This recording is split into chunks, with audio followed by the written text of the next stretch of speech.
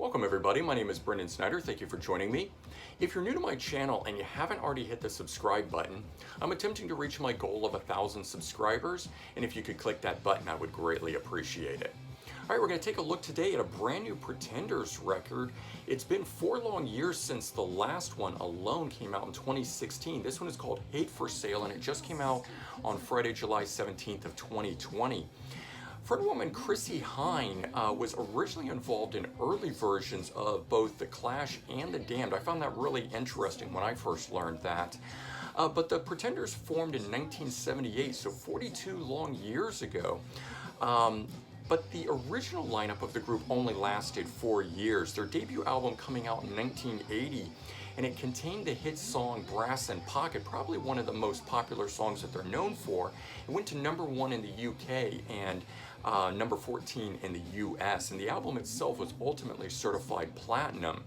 But by 1982, with escalating drug use, Pete Farndon, the bassist, was fired, and an even bigger blow came just 2 days later. It was very shocking. James Honeymoon Scott died of a drug overdose. And by 1983, Pete Farndon had also died, leaving the band with just 2 original members, Chrissie Hynde on vocals and guitar, and Martin Chambers on drums.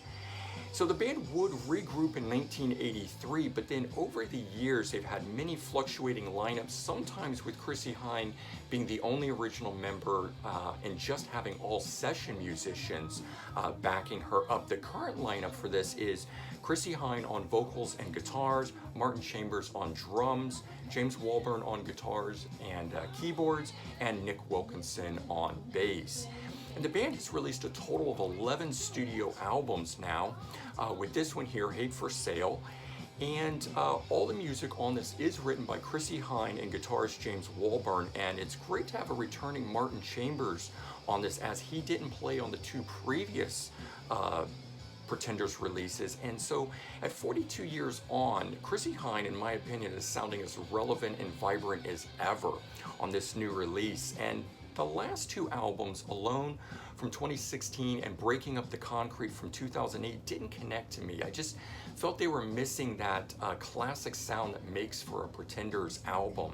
But I do feel that this one here very much has that classic sound and is really strong and makes for a standout album for them within their career. And I think if you listen to the lead single off of the album called The Buzz, you'll know what I mean and what I'm talking about. The song's currently my favorite for them off of this album, and Chrissie's vocals are very passionate throughout, especially on closing track Crying in Public. And for something different, they've got a string quartet accompaniment on it, and it just makes for a really stunning Pretenders ballad. The title track itself, Hate for Sale, is a tribute to The Damned and is delivered with just searing perfection by Chrissie.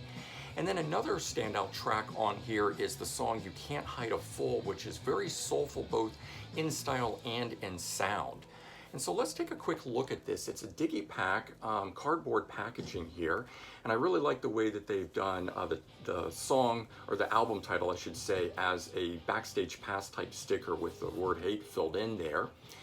And then there's the spine and the back side of it.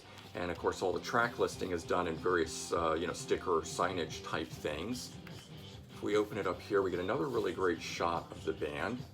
And then the disc itself looks like that Backstage Pass from the front, which is kind of cool. And there's nothing underneath it, it is just all black there. I'll let you check that out. I'll put the disc back in here and we'll take a look at the booklet. I like the booklet itself with just the very simple Backstage Pass sticker thing on it here. And I think that would have made for a really great album cover as well.